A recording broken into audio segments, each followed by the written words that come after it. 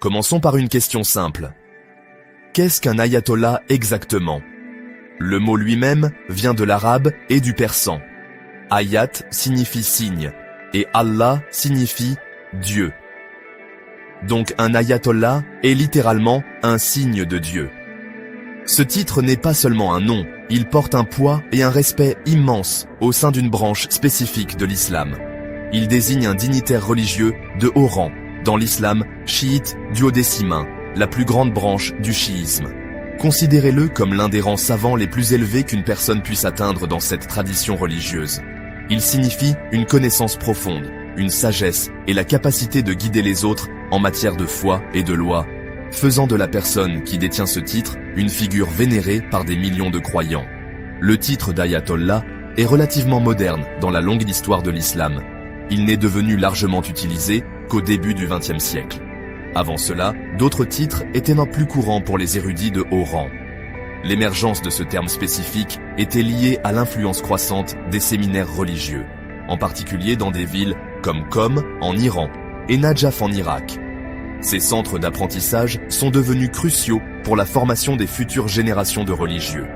Le titre a contribué à formaliser la hiérarchie au sein du clergé chiite, créant une distinction claire pour ceux qui avaient atteint le sommet de la jurisprudence, de l'éthique et de la philosophie islamique. C'est devenu un moyen de reconnaître et d'honorer une vie dédiée à l'étude religieuse. Alors, pourquoi ce signe de Dieu est-il si important, surtout pour les musulmans chiites? La réponse réside dans les croyances fondamentales du chiisme. Les musulmans chiites croient qu'après le prophète Mahomet, la direction aurait dû passer à des membres de sa famille, en commençant par son gendre, Ali. Cette lignée de succession s'est poursuivie à travers 12 imams, dont le dernier, le Mahdi, est censé être caché ou en occultation, et reviendra à la fin des temps. Pendant son absence, la communauté a besoin de conseils. C'est là qu'interviennent les ayatollahs. Ils sont considérés comme les érudits les plus qualifiés pour interpréter le Coran, les paroles du prophète et les enseignements des imams, offrant une guidance spirituelle et juridique aux fidèles. Ce rôle de guide pendant l'absence de l'imam est ce qui confère à l'ayatollah une position si centrale. Ce ne sont pas de simples prédicateurs. Ils sont considérés comme des sources d'émulation, ou marja al-taqlid. Cela signifie que les musulmans chiites ordinaires choisissent un ayatollah spécifique à suivre pour des conseils religieux sur tous les aspects de la vie, des prières quotidiennes et du jeûne aux questions financières ou sociales complexes. Ce lien personnel rend les enseignements de l'ayatollah directement pertinents pour la vie de leurs disciples. Leurs opinions écrites, connues sous le nom de fatwas, sont étudiées et suivies attentivement, façonnant le tissu moral et éthique de la communauté en attendant le retour du dernier imam. Devenir ayatollah ne se fait pas du jour au lendemain. C'est l'aboutissement d'un très long et exigeant parcours d'éducation religieuse. Ce parcours commence dès le plus jeune âge, souvent dans un séminaire religieux appelé Hawza.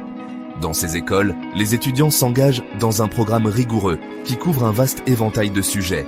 Ils commencent par les bases, comme la grammaire arabe, la logique et les sciences coraniques, qui sont des outils essentiels pour tout futur érudit. Cette étape fondamentale peut prendre de nombreuses années, exigeant une immense dévotion et une profonde passion pour l'apprentissage. Les étudiants mènent une vie modeste, souvent soutenue par des dotations religieuses, se plongeant entièrement dans leurs études. Après avoir maîtrisé les matières d'introduction, l'étudiant passe à des niveaux d'études supérieurs. C'est là qu'il se penche sur le cœur de la jurisprudence islamique, connue sous le nom de fiqh, et ses principes, usul al-fiqh. Cela implique d'étudier des théories juridiques complexes et d'apprendre à dériver des lois religieuses des sources primaires, le Coran et le Hadith, qui sont les traditions du prophète et des imams.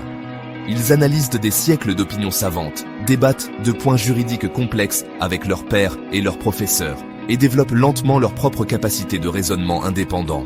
C'est un processus qui aiguise l'esprit et exige une incroyable quantité de pensée critique et de mémorisation. La dernière étape, et la plus avancée des études, est appelée Bat al-Kharij. À ce niveau, il n'y a pas de manuel établi. Les érudits les plus anciens, souvent eux-mêmes de grands ayatollahs, animent des cercles de discussion où ils analysent des questions contemporaines et historiques complexes. Les étudiants n'apprennent plus seulement des règles établies, ils participent activement au processus d'interprétation juridique. On s'attend à ce qu'ils contestent les arguments, présentent leur propre raisonnement et défendent leur position. Ce n'est qu'après de nombreuses années à ce niveau, après avoir démontré une maîtrise exceptionnelle et une prouesse intellectuelle, qu'un étudiant peut être reconnu par ses professeurs et ses pairs comme un mujtahid, celui qui est qualifié pour pratiquer le raisonnement juridique indépendant, ou ijtihad. Enfin, l'obtention du titre d'ayatollah est une reconnaissance informelle mais significative. Il n'y a pas d'examen unique ni de cérémonie de remise des diplômes. Au lieu de cela, un érudit est connu comme un ayatollah lorsqu'il est reconnu comme tel par plusieurs grands ayatollahs établis. Cette reconnaissance est basée sur leur connaissance démontrée, leur piété et leur capacité à attirer un public d'étudiants. Pour devenir un grand ayatollah ou ayatollah al-uzma, il faut aller encore plus loin, publier son propre livre de décision juridique, appelé Risala, et être choisi par un grand nombre de croyants comme leur source d'émulation. C'est un statut acquis grâce à des décennies d'érudition et à une réputation de sagesse profonde et d'intégrité morale. Le rôle d'un ayatollah s'étend bien au-delà des murs du séminaire. Ils sont profondément intégrés dans le tissu social et politique des communautés chiites. L'une de leurs fonctions les plus importantes est de servir de guide religieux et de juriste. Les fidèles se tournent vers eux pour des décisions sur tous les aspects imaginables de la vie quotidienne.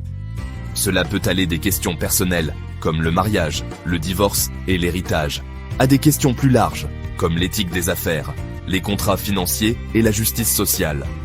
Le bureau de l'ayatollah publiera souvent leurs fatwas ou édits religieux, rendant leurs conseils accessibles aux fidèles du monde entier. Cela en fait une source vivante de droit et de moralité pour des millions de personnes. Au-delà de leur rôle juridique, les ayatollahs sont également des figures sociales cruciales qui gèrent de vastes réseaux religieux.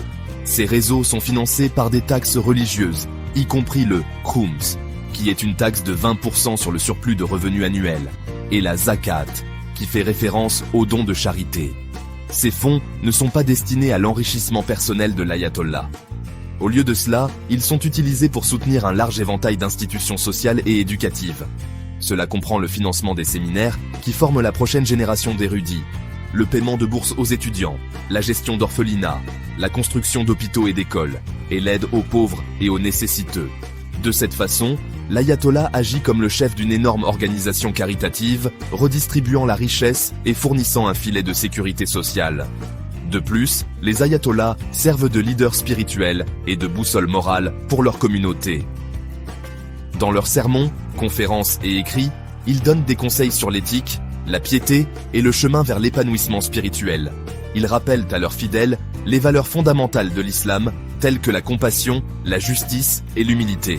En période de crise ou d'incertitude, les gens se tournent vers eux pour le réconfort, la sagesse et un sens de l'orientation. Leurs maisons et bureaux sont souvent ouverts aux visiteurs cherchant des conseils personnels ou des conseils spirituels. Ce rôle pastoral est fondamental pour leur relation avec la communauté, construisant un lien de confiance et de révérence qui va au-delà de leur autorité savante. Dans certains contextes, l'influence d'un ayatollah peut également devenir ouvertement politique. L'exemple le plus notable est la République islamique d'Iran, qui est fondée sur un principe appelé velayat et faqih, ou la tutelle du juriste islamique. Cette théorie, développée le plus famously par l'ayatollah Ruhollah Khomeini, soutient qu'en l'absence du 12e imam, le juriste le plus qualifié devrait assumer la direction politique de la nation. Cela a placé les ayatollahs au sommet de la structure politique iranienne, le guide suprême, un grand ayatollah, détenant l'autorité ultime. Cette fusion du pouvoir religieux et politique est propre à l'Iran et reste un sujet de débat au sein même de la pensée chiite. Quand on parle d'ayatollahs célèbres, un nom vient souvent en premier à l'esprit, Ruhollah Khomeini. Il fut le leader charismatique de la révolution iranienne de 1979 qui renversa la monarchie du Shah Mohammad Reza Pahlavi et établit la République islamique d'Iran. L'ayatollah Khomeini n'était pas seulement un érudit religieux, c'était un théoricien politique révolutionnaire. Son interprétation du velayat et faqih transforma le rôle du clergé en Iran, leur donnant un contrôle direct sur l'État. Son influence fut immense, non seulement en Iran, mais dans tout le monde musulman, où il était considéré par beaucoup comme une voix puissante contre l'influence occidentale. Il reste une figure profondément polarisante, vénéré par ses partisans comme un héros anti-impérialiste et critiqué par d'autres pour son régime autoritaire.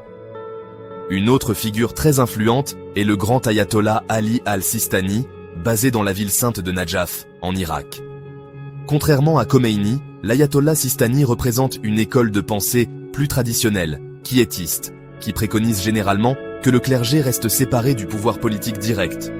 Malgré cela, il exerce une influence énorme en Irak. Ses déclarations ont façonné le paysage politique du pays depuis 2003. Par exemple, son appel aux Irakiens à voter lors des premières élections post-Saddam Hussein fut crucial pour légitimer le processus démocratique. Il est une source d'émulation pour des dizaines de millions de musulmans chiites dans le monde, qui admirent sa sagesse, sa modération et son engagement envers la paix, ce qui en fait sans doute le religieux chiite le plus influent au monde aujourd'hui. L'héritage de ces figures montre les diverses manières dont l'influence d'un ayatollah peut se manifester. D'un côté, vous avez le leader politique révolutionnaire qui remodèle le gouvernement d'une nation. De l'autre, vous avez l'érudit quiétiste qui guide la société à distance, utilisant l'autorité morale et spirituelle plutôt que le pouvoir politique direct. Khomeini et Sistani ont tous deux commandé un immense respect et ont eu un impact profond sur l'histoire moderne, démontrant le rôle significatif que les religieux chiites de haut rang jouent sur la scène mondiale. Leur vie illustre que le titre d'ayatollah porte en lui une responsabilité qui peut façonner le destin de millions de personnes. En conclusion, le terme ayatollah signifie bien plus qu'un simple titre religieux. Il représente l'aboutissement d'une vie d'études rigoureuse, un lien profond avec les traditions spirituelles de l'islam chiite et une profonde responsabilité de guider la communauté. De leur rôle de juriste et d'administrateur de l'aide sociale à leur position de boussole morale et, dans certains cas, de leader politique, les ayatollahs sont des figures centrales dans la vie de leurs fidèles. Que ce soit à travers la politique révolutionnaire de l'ayatollah Khomeini ou les conseils quiétistes de l'ayatollah Sistani, leur influence est indéniable, façonnant les sociétés et l'histoire de manière puissante et durable. Ils sont, pour leurs fidèles, véritablement un signe de Dieu.